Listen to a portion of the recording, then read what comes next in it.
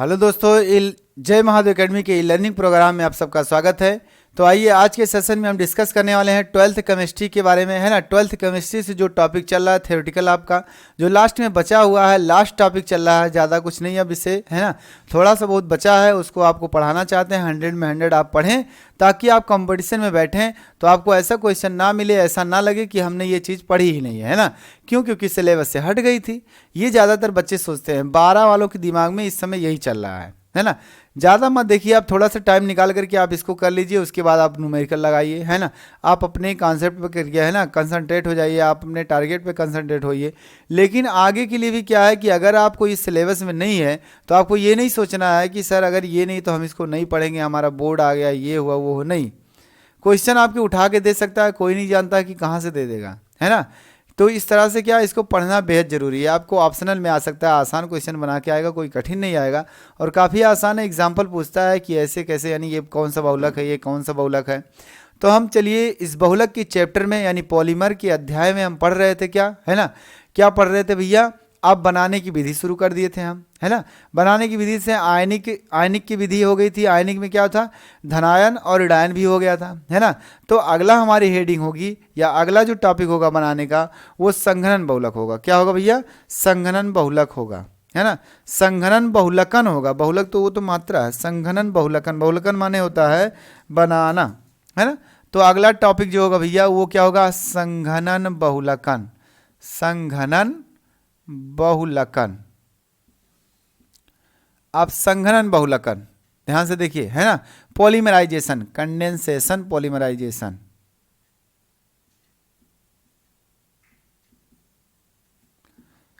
Polymerisation, condensation, polymerisation, इसके बारे में पढ़ेंगे। तो क्या होता है, ये चीज़ पहले बता देगा कि संघनन बहुलक क्या होता है। बताया गया है कि ऐसे बहुलक है ना जिनमें से क्या होता है, जिनको बनाने के लिए या बनाते समय उसमें से जल हो या फिर अमोनिया गैस हो या फिर कह देते हैं क्या भैया, हाइड्रोक्लोरिक अम्ल हो, है ना। उन तीनों में से कोई भी अगर निकल जाता है तो आपको वो जो बहुलक प्राप्त होता है संघनन बहुलक कहलाता है। तो इसका मतलब है कि बहुलकन में क्या करेंगे, उसमें से कोई जल का अणु निकालेंगे। अब चलिए देखते हैं कौन सा जल का अणु निकलता है और किस क्या बनता है, कौन सा बहुलक होता है ना। तो इसमें सबसे पहले आएगा आपका, अगर मान लेते हैं हम क्या करें, और आपकी अगर थ्योरी लिखना चाहते हैं तो लिख सकते हैं, लेकिन थ्योरी लिखने की कोई ज़रूरत है नहीं। मैं जो बताता हूँ उसको सुननी है खाली ध्यान से, है ना। आपको थ्योरी नहीं, केवल सुन लीजिए कि संघनन बहुलक में दो क्रियात्मक समूह वाले क्या है, यौगिक आते हैं, या दो अलग अलग एकलक आते हैं, इकाई आते हैं, दोनों का संघनन करते हैं जिसमें से जल के अणु निकलेंगे या अमोनिया के अणु निकल सकते हैं या HCl के अणु निकल सकते हैं, है ना। उस तरह से जो बनता है वो संघनन बहुलक कहलाता है। अब एग्जाम्पल में आपको लिखाया गया होगा, डेक्रान लिखाया गया था ना, डेक्रान लिखाया गया था तो डेक्रान आ सकता है ना। तो टेरिलीन है। अब टेरिलीन को बनाने के लिए क्या है, एथिलीन ग्लाइकाल करते हैं। एथिलीन ग्लाइकाल और ट्रेपथैलिक, है ना, अम्ल होता है जो कि बताया गया है ये चीज़। उसके बाद बनता है टेरिलीन, है ना। क्या है, यहाँ से लिखिए एथिलीन ग्लाइकाल, यही है ना, एथिलीन ग्लाइकाल ही है। हम लिख सकते हैं कि जब एथिलीन ग्लाइकाल,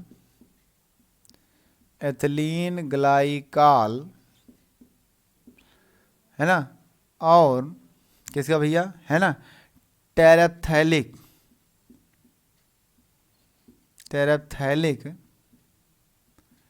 अम्ल, है ना, का संघनन किया जाता है,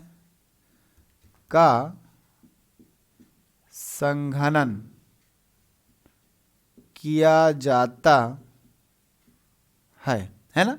तो क्या प्राप्त होता है भैया, तब टेरिलीन प्राप्त होता है। तब टेरिलीन बहुलक, है ना, तब टेरिलीन बहुलक प्राप्त होता है। अच्छा, टेरिलीन का दूसरा नाम क्या भैया, डेक्रान लिखाया गया था आपको, है ना, याद होना चाहिए, डेक्रान हो गया। बहुलक प्राप्त होता है। चलिए अब लिखते हैं कि कैसे कैसे बनता है। रिएक्शन कराते हैं, संघनन कराना है, कंडेंसेशन कराना है आपको। तो आपका बहुलक जो हमारा एथिलीन ग्लाइकाल होता है, CH2 सिंगल बॉन्ड CH2, इधर भी OH, है ना, और इधर भी OH आता है ना। चलिए अगला करके प्लस करके क्या था वो हमारा ट्रेपथैलिक अम्ल, वो पीछे भी लिखाए हम, है ना, पीछे हम लिखा चुके हैं, आपको सोचना है खाली बस। क्या हो जाएगा ये भैया, क्या हो जाएगा जल्दी से बताओ। यहाँ से कहाँ गया, बेंजीन रिंग रहेगा बीच में ना, हाँ बेंजीन रिंग रहेगा।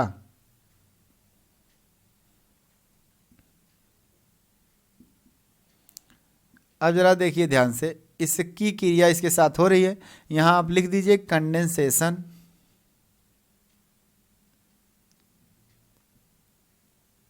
है ना, संघनन हो रहा है।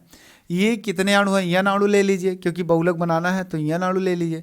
यन अणु लेकर के आप बताइए इसमें पीछे हुआ था तो क्या निकला था, जल ही तो निकलेगा, और तो कुछ निकलेगा नहीं, है ना। जल निकलेगा तो इसमें से क्या करना है, देखिए सबसे पहले आपका पार्ट, ये पार्ट क्या होगा, यहाँ से टूट जाता है OH और यहाँ से टूटता है H, क्योंकि इसका लोन पे इलेक्ट्रॉन इधर आ रहा है, और इसको करेंगे अगर तो ये इस कार्बन डाइऑक्साइड गैस बन के उड़ सकता है, इतना हो जाएगा, ये चीज़ हुआ, है ना। अब इसमें से क्या निकलेगा भैया, इधरियन से यही निकलेगा, है ना, इधर निकल जाएगा, और इधर से क्या होगा, ये पोर्शन क्या होगा, निकल जाएगा। क्यों, क्योंकि जब हम यन अणु लेंगे, बार बार रिपीट कराएंगे, तो ये प्रक्रिया होगी हर अणु के साथ, इसका OH इसका H, उसका OH इसका H, उसका OH उसका H, है ना, एक लंबी श्रृंखला बन जाएगी। तो लंबी श्रृंखला दिखाते हैं थोड़ी सी, क्या है, OCH2 single bond, CH2 single bond, है ना। यहाँ से देखिए O आ गया, O आ गया, कहाँ गया भैया, O आ गया, फिर क्या आ गया, यहाँ से क्या आ गया, CO आ गया, फिर क्या आ गया आपका बेंजीन रिंग आ गया, फिर क्या आ गया आपका इधर से CO आ गया, इधर करिए और होल N लगाइए, दिख रहा है, हाँ दिख तो रहा है, होल N नीचे लगा है, ध्यान दीजिएगा बाबू, होल N, है ना। इसका मतलब है कि ये जो बहुलक आया है, ये जो यौगिक आया है हमारा, वही हमारा क्या है, वही हमारा डेक्रान या टेरिलीन है। क्या है, टेरिलीन, है ना, जिसे कहते हैं डेक्रान। बस, यानी कि एथिलीन ग्लाइकॉल ले लीजिए और ट्रेपथैलिक अम्ल ले लीजिए, टेरिलीन बना दीजिए। अब आ गया बनाने के लिए, अगर कहा कि संघनन बहुलक या संघनन बहुलक का एग्जाम्पल दीजिए तथा रासायनिक समीकरण दीजिए, है ना। तो संघनन बहुलक क्या है, टेरिलीन है, डेक्रान हमारा संघनन बहुलक है। संघनन बहुलक से डेक्रान कैसे बनाया जाता है, यहाँ से आप कर दीजिए कि ट्रेपथैलिक अम्ल, इसका नाम लिख दीजिए भैया, एथिलीन ग्लाइकॉल लिख देते हैं, एथिलीन ग्लाइकॉल को ले लेते हैं, है ना, ग्लाइकॉल। और ये क्या है, टेरेप्थैलिक अम्ल है ना, टेरेप्थैलिक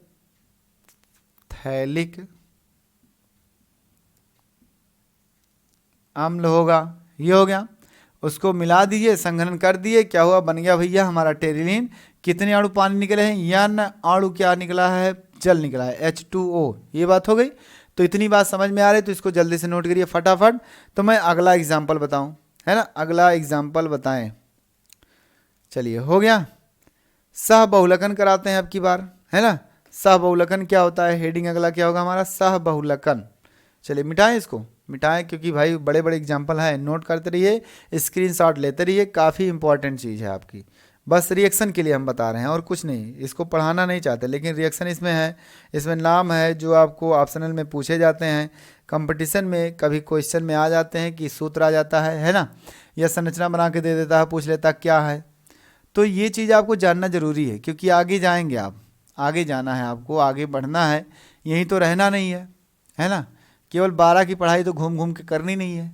अगर पढ़नी है भैया आपको 12 की घूम घूम के, तो कोई बात नहीं, केवल आप पढ़िए जो 30% बच रहा है ना, क्योंकि आने वाले समय में शायद ऐसा लग रहा है कि सब खत्म हो जाएगा। तो बच्चों क्या करते हैं, वो सोचते हैं कि और आसान हो जाए, अरे आसान मत बनाओ, आसान बनाते बनाते तुम्हारा दिमाग खोखला हो गया है ना, सबका हो गया है, ऐसी बात नहीं है। आसान बनाते बनाते दिमाग खोखले होते चले जा रहे हैं। तब जब कंपटीशन में जाते हैं, तैयारी करने जाते हैं, तो क्या होता है भैया, कहते हैं यार ये तो हम लोग के सिलेबस से हट गया था, अब यहाँ पढ़ाया जा रहा है, क्या किया जाए। अरे हट गया था नहीं, पहले था, है ना। और वैसे आप लोग आसान सोचते गए और हटता चला गया, और पढ़ने की आदत भी नहीं बनाए, तो क्या होगा, ऐसे तो छूटेगा, ऐसे ही तो नहीं आता है सारी चीज़ें। जब आदत नहीं बनती है तो यही होता है। और पढ़ाना चाहते हैं अध्यापक, लेकिन आप क्या है, जब मन नहीं करता है आप लोगों का, तो क्या पढ़ाएंगे, है ना, क्या करेंगे वो। जब बच्चे पढ़ना ही नहीं चाहते हैं तो किसको पढ़ाएंगे। लेकिन नहीं, यहाँ अब हम पढ़ाना शुरू किए तो हम पढ़ाएंगे, हमारी ये आदत है भैया, चाहे कोई पढ़े या ना पढ़े, लेकिन हमको पढ़ाना है तो हम पढ़ाएंगे बस, है ना। हो सकता है कभी जब आपको समझ में आए तो आप बाद में देखेंगे घूम करके, है ना। अगर रहेगी वीडियो तो देखेंगे, नहीं रहेगी तो कोई बात नहीं, इसलिए पढ़ाना है, पढ़ाएंगे। जिसके दिमाग में बैठेगा वो बाद में देख लेगा आराम से, है ना, क्योंकि बहुत ही ज़रूरी ये चीज़ है और आप लोग देखोगे, मुझे पता है। चलिए अगला हेडिंग डालिए आप भैया, सह बहुलकन। क्या है? सह बहुलकन, है ना, मेन हेडिंग है सह बहुलकन। अच्छा, ये भी एग्जाम्पल में लिखाया गया था ना, सह बहुलक लिखाया गया था। तो सह बहुलकन में कहा गया था कि हमारे पास यह है, दो अलग अलग इकाई होंगे जिनका क्या होता है, योगज होता है, जिनका सहयोग होता है, तो बहुलक जो बनता है सह बहुलकन होता है, सह बहुलक होता है ना। अब इसमें जो आता है तो देखिए, एक प्रकार से क्या है, आप कह सकते हो कि एक से अधिक प्रकार की जो एकलक होते हैं उनका मिश्रण होता है ना। बहुलक प्राप्त होता है तो सह बहुलकन होता है। आहा, तो हम यहाँ से लिखिए, एग्जाम्पल लिखें खाली। जैसे देखिए आपका आएगा 1,3 है ना, ब्यूटाडाइन हो जाएगा, और आपका एक स्टायरीन है ना, स्टायरीन है, उस स्टायरीन की क्रिया इसके साथ कराते हैं तो ब्यूटाडाइन स्टायरीन रबड़ आता है ना। ये बनाया गया है, सह बहुलकन में कहा भी गया है, और मैं फिर बता रहा हूँ आपको अच्छी तरह से। तो क्या है, यहाँ से लिखेंगे, जब 1,3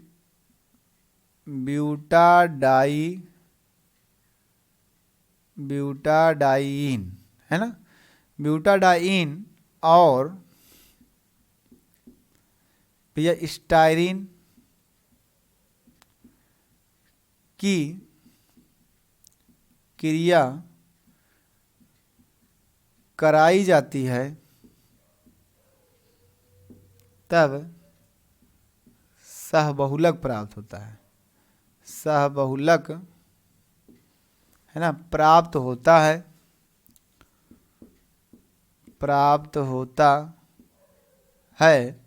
अतः इसे सह बहुलकन कहते हैं। सह बहुलकन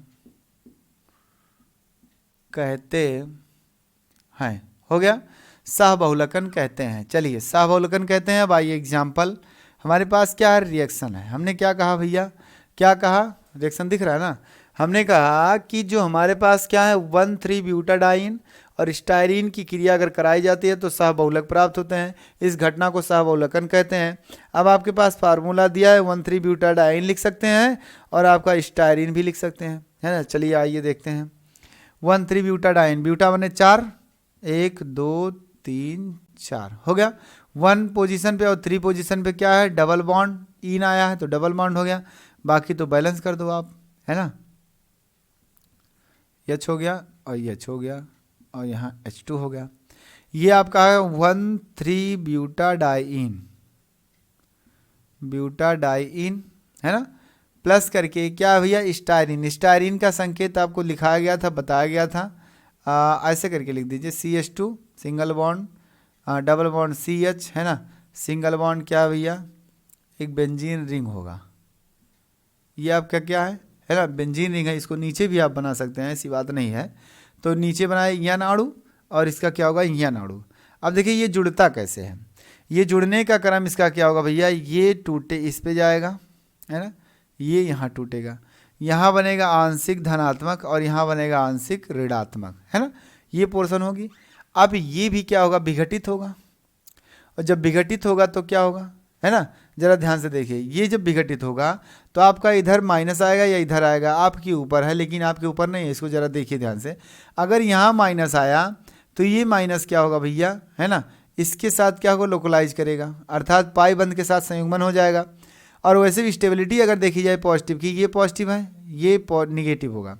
यहाँ पॉजिटिव क्या, केवल 1 डिग्री है, लेकिन यहाँ पॉजिटिव के देखा जाए तो 2 डिग्री है, तो पॉजिटिव इधर बनेगा, निगेटिव इधर बनेगा, तो टूटेगा कैसे, ऐसे टूटेगा, है ना, इस तरह से। लेकिन ज़्यादा स्टेबल अनुनाद का होता है, यहाँ हम कार्बोकटायन नहीं देंगे तो हमारा क्या हो जाएगा, ये हो जाएगा, है ना।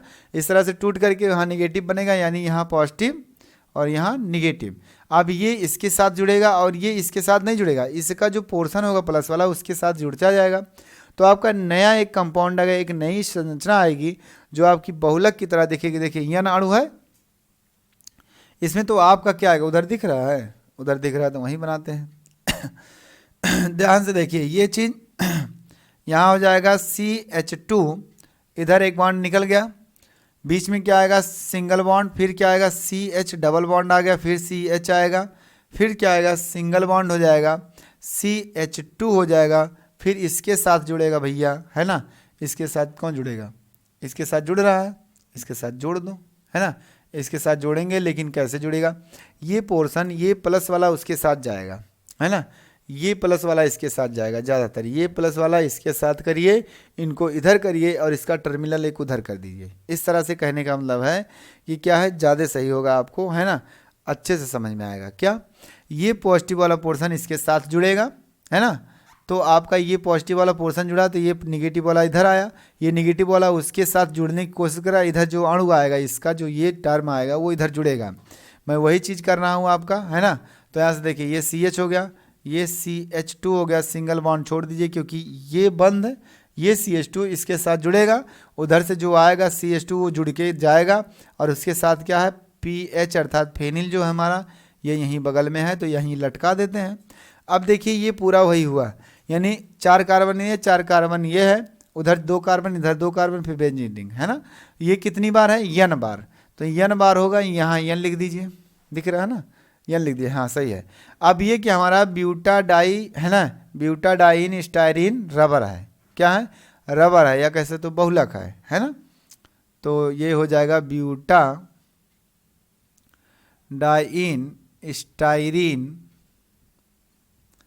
Styrene rubber. अच्छा ये एक बहुलक है ना। इसको शॉर्टकट में क्या बोलते हैं, ब्यूटाडाइन है ना। तो क्या है ब्यूटाडाइन, क्या है B है ना, और D और फिर क्या होगा R होगा, या DBR बोला जाता है, सॉरी है ना, BSR स्टायरीन होगा ना, BSR ब्यूटाडाइन स्टायरीन, है ना। बहुलक हो जाएगा BSR कह सकते हो, क्या कह सकते हैं BSR कह सकते हैं भैया, आपको परेशान मत होइए, है ना। BSR बोलिए या फिर SBR, लेकिन BSR ज़्यादा सही होगा, BSR, लेकिन ये लिखा रहता है क्या, है ना, ये लिखा रहता है आपका SBR स्टायरीन ब्यूटाडाइन रबर, है ना, ये लिखा रहता है। और इसी का दूसरा नाम है ब्यूना क्योंकि आएगा ब्यूना S आया था ना, Buena S rubber, Buena S rubber यानी सिंथेसिस वाला है, सिंथेटिक रबर है ब्यूना S जो रबर है, इसी को बोलते हैं ब्यूना S। यस क्यों आया, ब्यूटा हो गया ब्यूना, स्टायरीन का यस का मतलब स्टायरीन हो गया, इसलिए ब्यूना S। अगर ब्यूना S पूछा जाएगा, कभी ब्यूना S का नाम पूछा जाएगा, पूरा फुल फॉर्म पूछा जाएगा, तो आप दिमाग में रखे रहिएगा कि ब्यूना S को क्या कहते हैं, ब्यूटाडाइन स्टायरीन बहुलक कहा जाता है या रबर कहा जाता है ना। ये चीज़ बात समझ में आ रही इतनी, तो नोट करिए फटाफट, उसके बाद अगला मैं कराता हूँ, अगला कराते हैं जल्दी से। हो गया, हाँ नाम लिख दें। अच्छा ब्यूटाडाइन हो गया, ब्यूटाडाइन, और ये क्या है स्टायरीन, खत्म, क्या दिक्कत है, वो हो गया ब्यूना S रबर।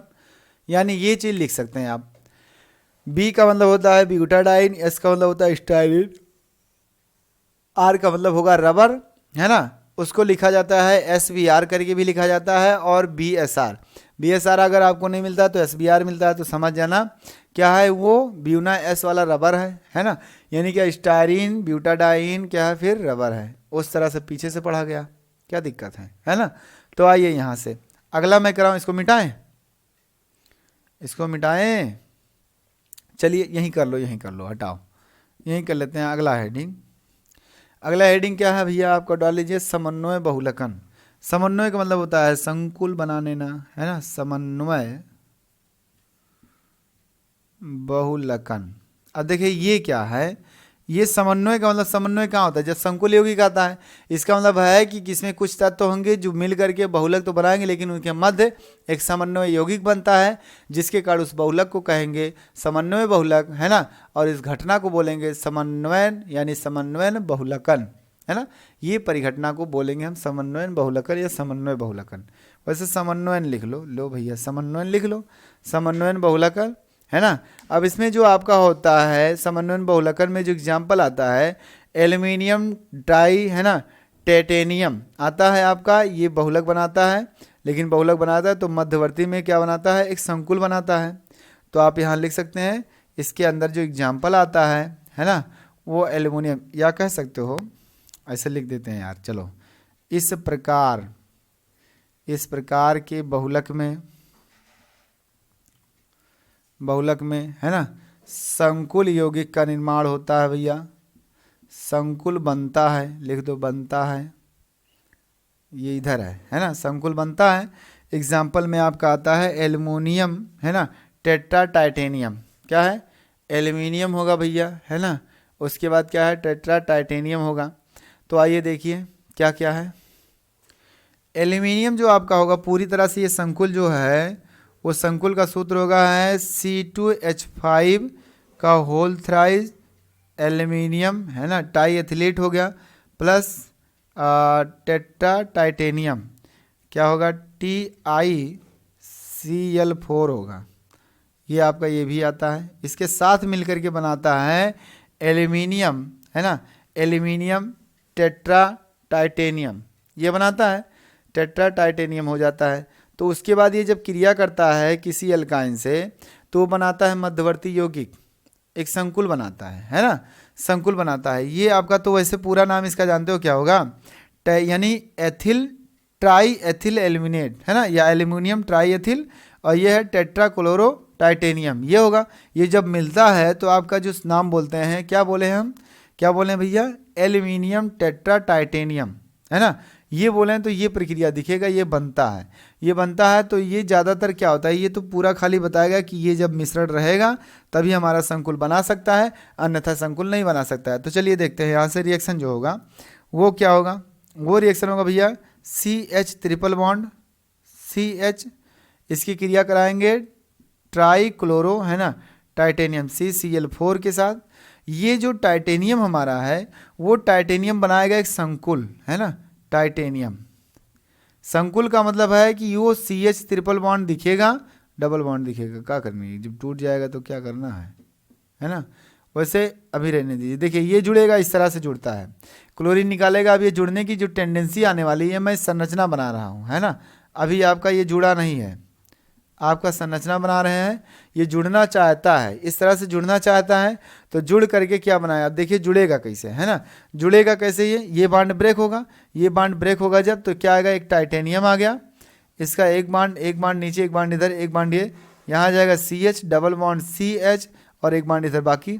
ये अगर N बार है तो ये बनाएगा क्या, एक संकुल बनाएगा है ना, ये संकुल बनाएगा। तो ये जो बहुलक है हमारा है ना, वो क्या है समन्वयन बहुलक है, और इस घटना को समन्वयन बहुलकन कहेंगे। बस सीधी सीधी बात है, और कुछ करना नहीं है इसमें है ना। ये हो गया, उसका बार बार रिपीट करते जाएंगे तो क्या होगा, एक बड़ा सा बहुलक बनेगा, जैसे पॉली एसिटिलीन कहा जाता है। क्या कहा जाता है भैया, पॉली एसिटिलीन कहेंगे है ना। ये बार बार रिपीट करते रहिए। चलिए देखिए आगे, अगर ऐसे भी आपको करना है तो यहाँ से मैं N अणु मिला देते हैं। चलिए अगर आपको करना है ऐसे तो देखिए, मैं अगर एक बार और यहाँ तीर पे क्या करूँ, तीर पे क्या करें भैया, वो रख दें CH2 डबल बॉन्ड CH2 है ना, ये जुड़ेगा इनसे, ये 2 बार हो जाएगा, मतलब ट्रिपल बॉन्ड सॉरी, CH यहाँ क्या था एसिटिलीन था ना, तो एसिटिलीन ही लेंगे हम, बार बार एसिटिलीन लेंगे तो वो क्या होगा जुड़ेगा, तो एक बार अब की बार फिर टाइटेनियम का एक बॉन्ड क्या होगा कम हो जाएगा है ना, और हमारे पास क्या आ जाएगा भैया CH2 डबल बॉन्ड CH2 का होल ट्वाइस इधर हो गया। इसी प्रकार से नीचे दिख रहा है, हाँ दिख रहा है। इसी प्रकार अगर मैं N अणु ले लूँ है ना, N अणु ले लें तो क्या होगा कि ये पूरी तरह से ख़त्म हो जाएगा, 4 ही बार ले लो तो पूरी तरह से ख़त्म हो गया।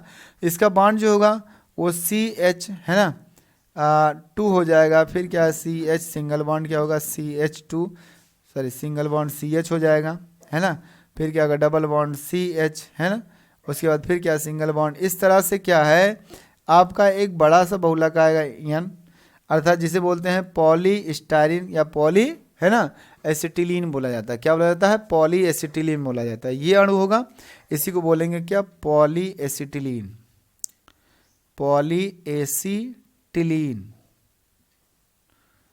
इस बात को नोट कर लीजिए, अच्छे से समझिए कि कैसे कैसे ये बनता है ना। ये बहुत इंपॉर्टेंट चीज़ है, सारी चीज़ें हैं।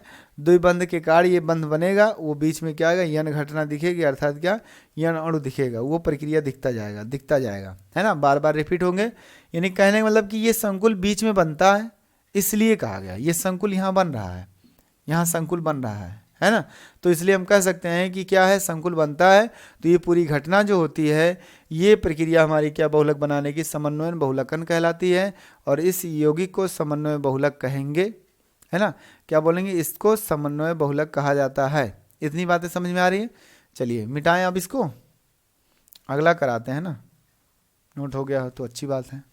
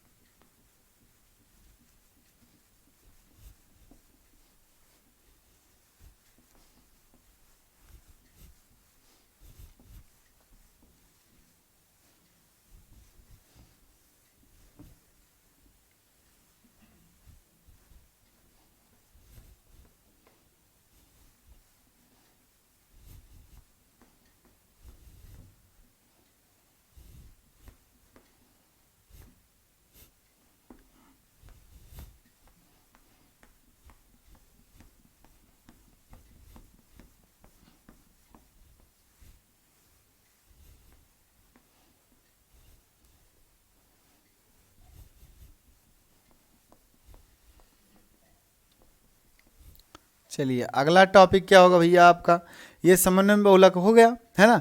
लेकिन इसी में क्या आता है, तमाम प्रकार की व्यवस्थाएं आती हैं, जिसे एटैटिक यानी कि अनियमित व्यवस्था कहते हैं। और उसके बाद क्या भैया, आइसोटैक्टिक बोला जाता है, सिंडायोटैक्टिक बोला जाता है। ये तमाम प्रकार की इसकी व्यवस्थाएं होती हैं, तमाम प्रकार की संरचनाएं आती हैं। तो हम इसको भी बनाना चाहते हैं, इसको जान लीजिए कैसे कैसे होगा। देखिए क्या है, इटैक्टिक होता है और आइसोटैक्टिक होता है, और क्या होता है, डाइटैक्टिक होता है ना।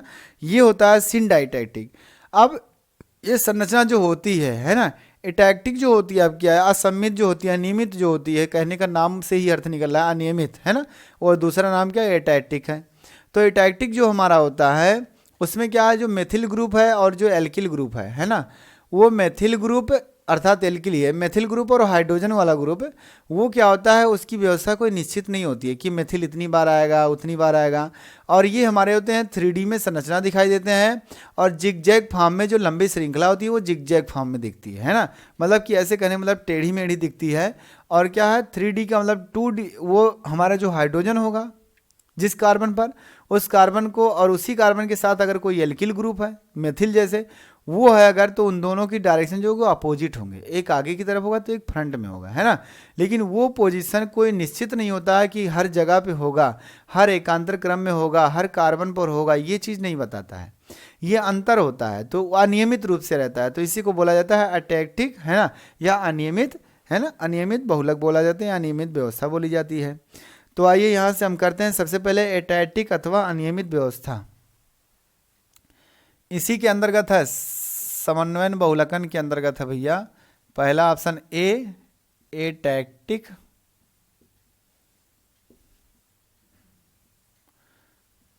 अथवा कौन सा, अनियमित व्यवस्था, अनियमित व्यवस्था, है ना। इसमें क्या होता है, जो हमारा मेथिल ग्रुप होता है कार्बन पर, बस ऐसे सुनिए ध्यान से भी बनाएंगे दिख जाएगा।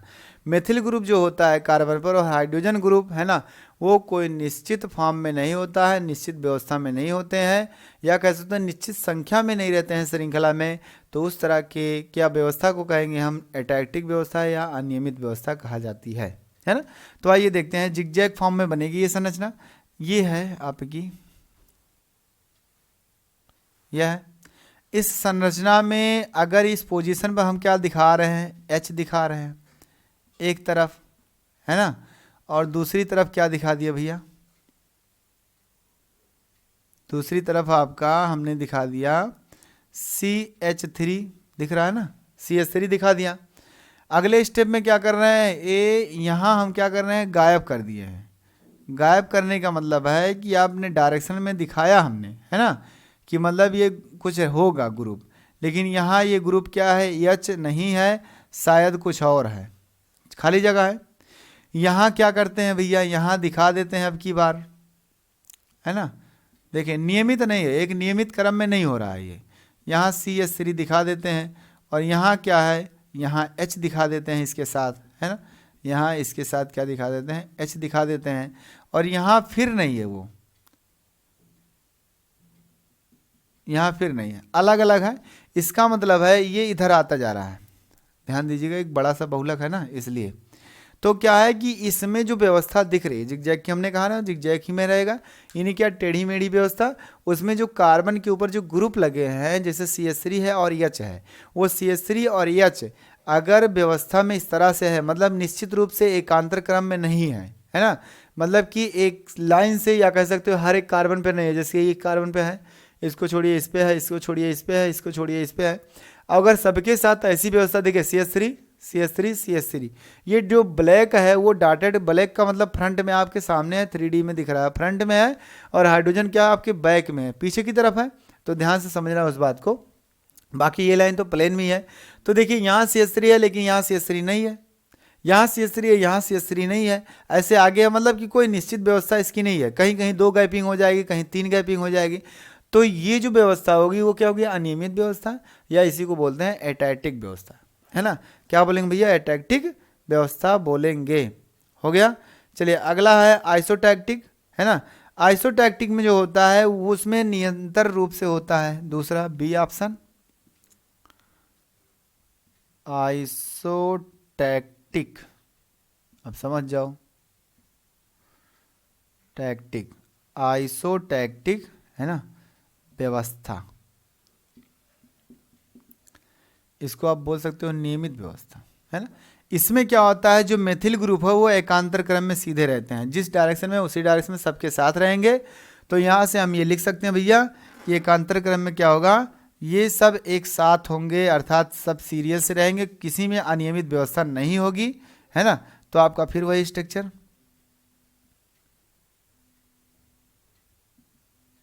इधर कर दीजिए ऐसे। चलिए देखिए यहाँ से अगर हाइड्रोजन मतलब मेथिल ग्रुप है CH3, और यहाँ क्या होगा H, है ना। यहाँ क्या होगा आपका मेथिल ग्रुप उसी साइड में है, हम साइड नहीं बदल रहे हैं, है ना। CH3, ये हो गया आपका H, साइड बदलने से बहुत प्रभाव पड़ता है बाबू, ध्यान देना। CH3, यहाँ क्या होगा, यहाँ H हो गया, यहाँ हो गया, यहाँ इस तरह से क्या होगा CH3, और यहाँ क्या होगा भैया H हो गया। देखिए सबके साथ आ रहा है CH3, है ना, सबके साथ आ रहा है। तो इसमें समझ जाना कि ये व्यवस्था क्या समान है ना। इस तरह से क्या भैया ये समान व्यवस्था आ रही है। अब समान व्यवस्था जब आती है तो उसी में आपका क्या होगा, देखना है ध्यान से कि इसमें व्यवस्था जो दिख रही है, इस व्यवस्था की संरचना को, इस व्यवस्था को हम क्या बोलेंगे, आइसोटैक्टिक बोलेंगे, है ना। अगर इस तरह से हमारी संरचना आ रही है, अगर इस तरह से हमारी व्यवस्था आ रही है तो क्या होगी, आइसोटैक्टिक व्यवस्था होगी, है ना, आइसोटैक्टिक व्यवस्था होगी। अब उसके बाद क्या है, देखिए ये हो गया आइसोटैक्टिक व्यवस्था। लेकिन आपको इतना ध्यान देना है, इसी को अगर बदल दिया जाए, चेंज कर दिया जाए, मतलब इसको बैक में कर दिया जाए तो दिक्कत हो जाएगी, आपकी व्यवस्था बदल जाएगी ना, कुछ परिवर्तन हो जाएगा। उसी परिवर्तन को हम नया नाम दे देंगे, है ना। जैसे इसमें ये दिख रहा था, संरचना तो वैसे दिख रही है हूबहू, लेकिन यहाँ CH3 था, यहाँ H है, यहाँ CH3 है, ये नहीं है। हो सकता है यहाँ CH3 हो सकता है C2H5 हो सकता है कोई बड़ी सी ग्रुप हो, है ना। यहाँ हो सकता है H के अलावा और कोई बड़ा ग्रुप हो, तो ये बदल गया है ना। तो अनियमित रूप से है ये, तो इसलिए इसको व्यवस्था एटैटिक व्यवस्था या अनियमित व्यवस्था बोलेंगे। लेकिन अगर हर क्रम में क्या CH3 CH3 CH3 CH3 H H H है, सब बैक में है, सब फ्रंट में है एक दूसरे के, है ना, वो हो गए। अगर ये व्यवस्था दिख रही है तो इसको बोलेंगे क्या, क्या बोलेंगे हम भैया, आइसोटैक्टिक बोलेंगे, है ना, आइसोटैक्टिक व्यवस्था बोलेंगे। अगला आता है जो सिन डाइटैक्टिक, है ना, क्या बोलेंगे, सिन डाई या डायोटैक्टिक है। चलिए C ऑप्शन, 3 ही है, इसमें ज़्यादा नहीं है। सिन है ना, इधर दिख रहा है ना, डायोटैक्टिक, टैक्टिक, सिन डायोटैक्टिक है ना। इसमें देखते हैं तो इसमें जानते हो क्या होता है, ये इसी क्रम को बदल दो खाली बस। इसमें जो CH3 आपका फ्रंट में दिख रहा है उस CH3 को क्या करिए बैक में कर दीजिए। हाइड्रोजन जो फ्रंट में है उसको क्या कर दीजिए, सॉरी हाइड्रोजन जो बैक में है उसको फ्रंट में ले जाइए, यानी हाइड्रोजन को सामने ले आइए, CH3 को पीछे लेके चले आइए। उसमें जो चेंजिंग आएगी, जो नई संरचना दिखेगी, उसी को हम बोलेंगे क्या, सिन डायोटैक्टिक। सिन हो गया ना, प्रतिवर्ती हो गया, इस तरह से हो गया। तो जो संरचना होगी भैया आपकी ये क्या होगी, आप जानते हैं, ऐसे करके आप बनाए हैं तमाम प्रकार का और दिख रहा है आपको अच्छे से।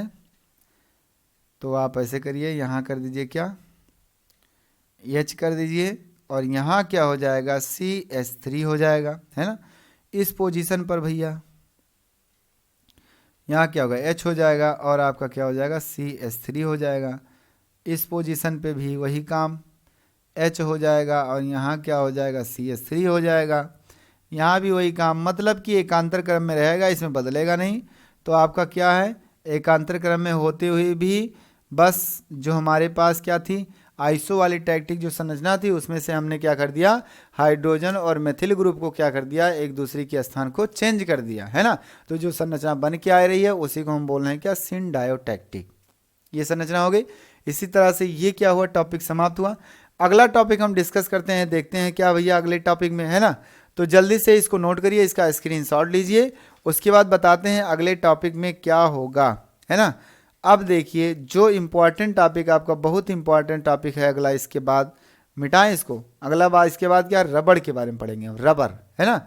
रबर के बारे में पढ़ेंगे, और रबर कैसे बनाए जाते हैं, कौन से रबर आते हैं, किस प्रकार के होते हैं, वो सारी चीज़ें बताएंगे। तो नोट हो गया, ये स्क्रीनशॉट ले चुके हैं, तो मैं मिटा रहा हूँ इसको।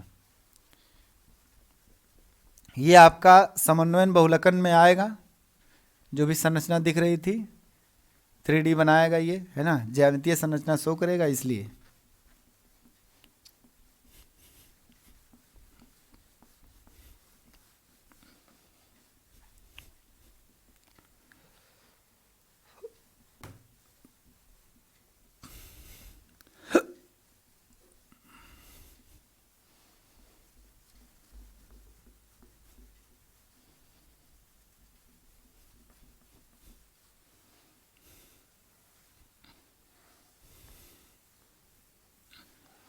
चलिए ये हो गया। उसके बाद काम करते हैं, देखते हैं क्या होने वाला है ना। अब इसमें क्या करना है भैया, हमको क्या पढ़ना है, रबर पढ़ना है ना। कुछ महत्वपूर्ण बहुलक, और बहुलक के अंदर मेन हेडिंग डालेंगे क्या, रबड़, रबर, ये पढ़ेंगे, है ना। रबर के बारे में पढ़ेंगे और रबड़ के बारे में पढ़ेंगे। देखते हैं क्या होता है। रबर जो हमारा होता है वास्तव में क्या होता है, ब्यूटा 1,3 डाइईन का क्या होता है, बहुलक होता है। क्या होता है, ब्यूटा डाइईन का बहुलक होता है। क्यों, क्योंकि अभी आपने पढ़ा 1,3 ब्यूटा डाइन स्टायरीन से क्रिया करके ब्यूटा डाइईन स्टायरीन, है ना, एक बहुलक बनाया था जिसको बोला गया था रबर, और वो रबर हमारा BuS था। इसका मतलब जो भी रबर होगा उसमें 1,3 ब्यूटा डाइईन आएगा। तो आप बोल सकते हैं कि 1,3 ब्यूटा डाइईन का क्या है, एक बहुलक है ये, है ना। तो आप यहाँ से बोल सकते हैं थ्योरी में, और कुछ नहीं बोलने की ज़रूरत है तो, नहीं बोलने की ज़रूरत तो कोई नहीं, अगर आप जानते हैं तो, है ना। तो यहाँ से क्या है, रबर ब्यूटा 1,3 डाइईन का क्या है, एक व्युत्पन्नों का बहुलक है ना। तो आप इस चीज़ को नोट कर लीजिए ध्यान से, इसको नोट कर लीजिए अच्छे से, उसके बाद बताते हैं। तो क्या है, रबर है, रबर है भैया, आइए जल्दी से, रबर, रबर है ना। रबर में क्या होगा, इसमें कह रहा है यह, है ना, 1,3 ब्यूटा डाइईन, है ना, के व्युत्पन्न, व्युत्पन्नों का बहुलक है, व्युत्पन्नों का बहुलक है। ये मेन पॉइंट लिखना जरूरी है बस, और कुछ नहीं। क्या है, व्युत्पन्नों का ये बहुलक है ना, ब्यूटाडाइन व्युत्पन्नों का बहुलक है। उसके बाद लगाते हैं, देखते हैं क्या होता है इसमें। आइए जल्दी से, ये मेन पॉइंट है। ये मुख्य रूप से 2 प्रकार के होते हैं, आपको पता है भैया, एक प्राकृतिक रबर होता है, और एक क्या होता है, संश्लेषित रबर होता है, जो मानव निर्मित रबर होता है। तो ये मुख्य रूप से कितने प्रकार के होते हैं, ये मुख्य रूप से 2 प्रकार के होते हैं, है ना। क्या होता है? पहला प्राकृतिक रबर, प्राकृतिक रबर है ना, या रबड़ लिखिए भैया, रबड़ लिखिए, रबड़ लिखेंगे, लिखो। और दूसरा क्या है? संश्लेषित रबर, संश्लेषित रबड़ है ना। ये चीज इसके बारे में पढ़ेंगे। इसके बाद ये भी बताया गया है आपको, प्राकृतिक बहुलक बताया गया है, संश्लेषित बहुलक बताया गया है। तो उसमें अब रबड़ पढ़ना है तो रबड़ के बारे में पढ़ेंगे। तो प्राकृतिक रबर में क्या होता है? प्राकृतिक रबर में भी आप पढ़े हैं कौन कौन से रबर आते हैं जो मुख्य रूप से प्राकृत में पाए जाते हैं, प्राकृतिक रूप से पाए जाते हैं, उसी को क्या बोलते हैं? प्राकृतिक रबर बोलते हैं, है ना। तो प्राकृतिक रबर में कौन आएगा? आइसोप्रीन आता है जो रैखिक बहुलक होता है, और 1,4 यानी समपक्ष में पॉली आइसोप्रीन होता है। दो तरह से होती है। तो आप यहाँ से प्राकृतिक रबर के बारे में अगर लिखना चाहते हैं तो रबड़ एक प्राकृतिक बहुलक है ही वास्तव में, है ना। इसमें प्रत्यास्थ गुण पाए जाते हैं और इसे प्रत्यास्थ बहुलक भी कहा जाता है। तो आइए यहाँ से इसमें लिखना चाहते हैं तो लिख लीजिए, क्या भैया? रबर एक प्राकृतिक बहुलक है ना। रबर एक क्या है? प्राकृतिक बहुलक। ऐसे लिख लीजिए, आप कुछ नहीं करना है। क्या है? रबर एक प्राकृतिक बहुलक है। रबर एक प्राकृतिक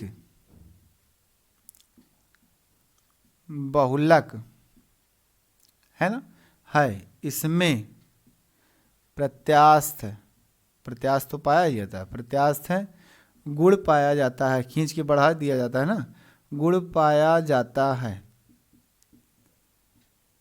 गुण पाया जाता है। हो गया बस, और कुछ नहीं करना है। इसमें जो भी हमारा है वो प्राकृतिक गुण पाया जाता है, इसलिए कहा जाता है इसे प्रत्यास्थ बहुलक भी कहा जाता है। यानी इसी कारण इसी रबड़ को हम प्रत्यास्थ बहुलक भी कहते हैं। संश्लेषित रबर जो होता है उससे क्या मानव निर्मित रबर है। तो मानव निर्मित रबर अभी नहीं पढ़ेंगे, हम क्या पढ़ रहे हैं अभी? संश्लेषित प्राकृतिक के बारे में पूरी तरह पढ़ेंगे कि वो कैसे बनाए जाते हैं, कौन कौन इसमें आते हैं, उसको देखते हैं, है ना। अब एग्जाम्पल में जो है इसकी तो है गुण भी हो गया। एग्जाम्पल जो होगा आपका वो क्या होगा? आइसोप्रीन होगा, है ना, और एक समपक्ष आइसोप्रीन होगा। तो आप कह सकते हैं कि रबड़ जो एग्जाम्पल इसका होगा भैया वो क्या होगा? आइसोप्रीन। अब आइसोप्रीन क्या होता है? आइसोप्रीन जो होता है, ब्यूटाडाइन आया है तो ब्यूटाडाइन रहेगा, है ना।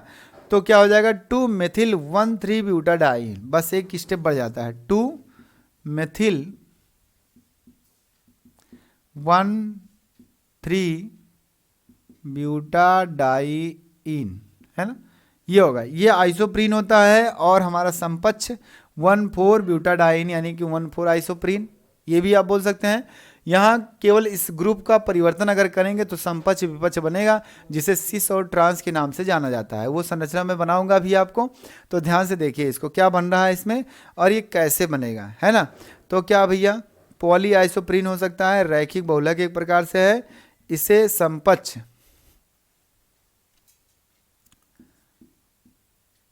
रैखिक बहुलक है, इसे समपक्ष 1,4 आइसोप्रीन, है ना, कहा जाता है। आइसोप्रीन बहुलक कहा जाता है, कहा जाता है। ये लिख लीजिए बस, और कुछ नहीं करना। अब इसकी संरचना में जो आइसोप्रीन वाली बात है उसको मैं बता देता हूं, है ना, कि समपक्ष आइसोप्रीन और पॉली आइसोप्रीन जो देखिए 1,4 पॉली आइसोप्रीन होगा, ये बहुलक है। यहाँ पॉली मैंने नहीं किया, गलती किया, पॉली होगा, पॉली लिख लो आगे बस, पॉली आइसोप्रीन, है ना। अब इसकी संरचना कैसी होती है वो मैं बता रहा हूँ। देखिए 1,3-ब्यूटाडाइन जानते हैं आप, है ना।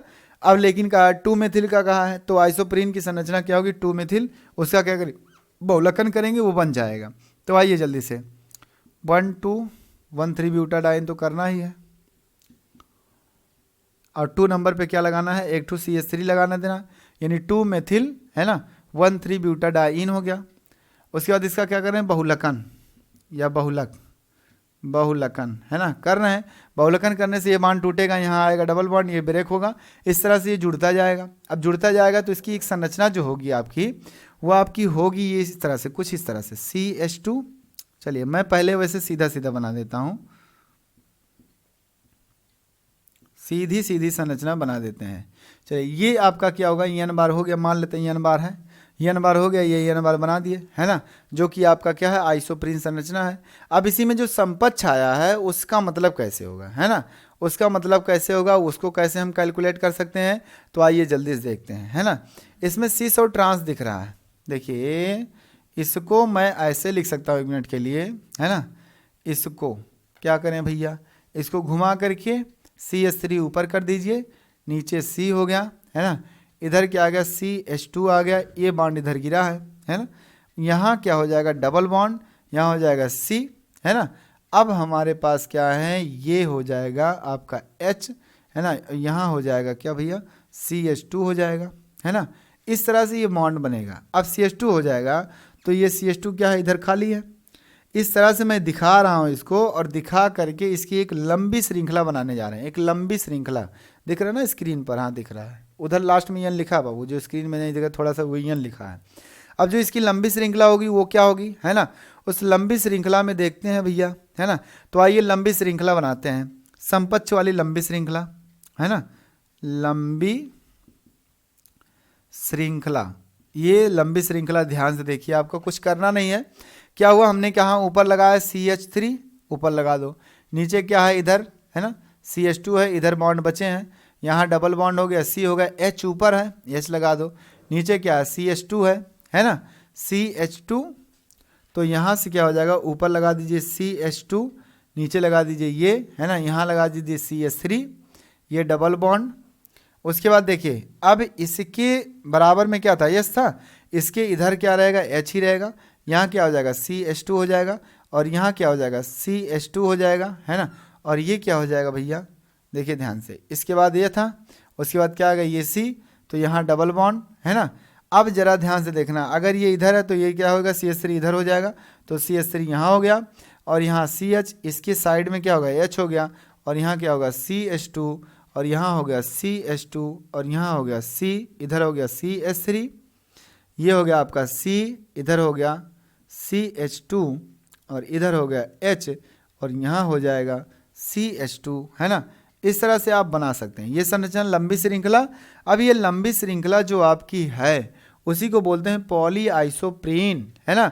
और वो कौन सी है भैया, समपक्ष वाली है, क्या है, समपक्ष वाली आइसोप्रीन मानी जाएगी, है ना। समपक्ष माने एक ही समान, एक ही दिशा में आते चले जा रहे हैं घूम घूम करके, है ना। CH2 देखना है, अगर तुलना करना है तो देखिए ये CH2 एक ही पद में है ना। ये CH2 एक ही साइड में है, ये CH2 एक ही साइड में है, तो समपक्ष है, यहाँ विपक्ष नहीं पढ़ेंगे, समपक्ष, है ना। तो नीचे दिख रहा है, हाँ दिख रहा है, समपक्ष 1,4 पॉली आइसोप्रीन,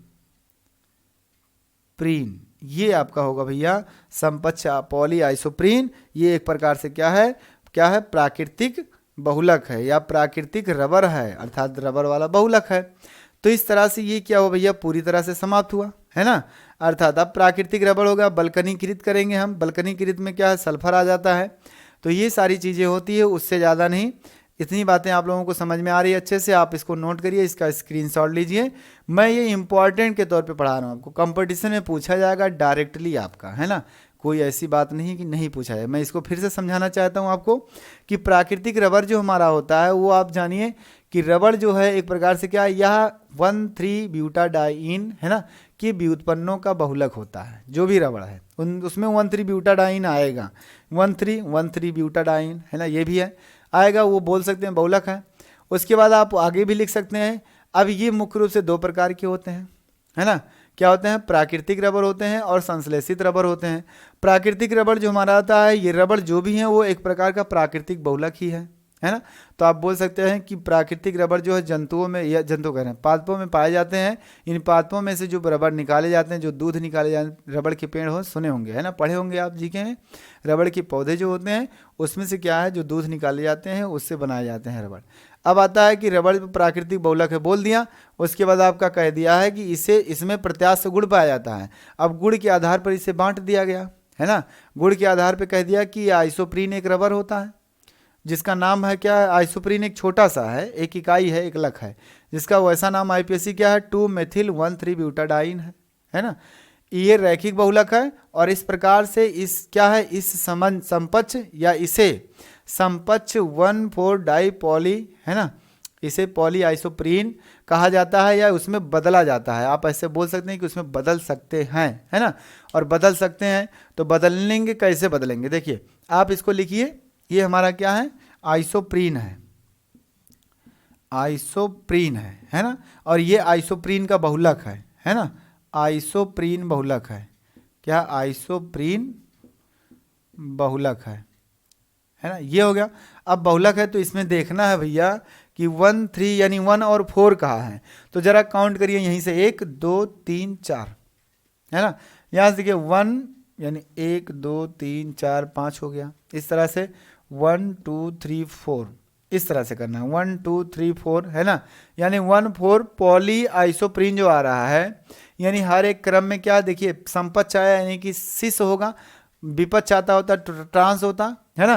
तो समपक्ष माने समान। अब समान कौन देखेंगे, CH2 को देखना, CH2 को, CH2 को, CH2 को, CH2 को, CH2 को, यहाँ CH2 यहाँ CH2, है ना।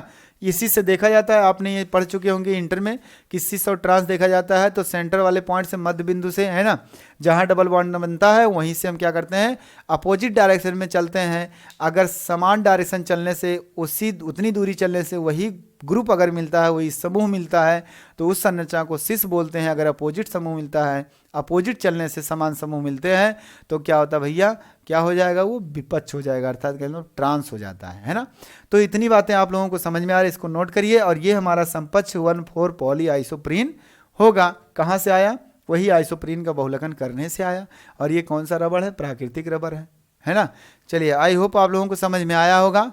चलिए ओके, अगला टॉपिक हम अगले सेशन में डिस्कस करेंगे, है ना। आज के लिए यहीं तक होगा। Okay, bye bye, take care, अपना ख्याल रखना।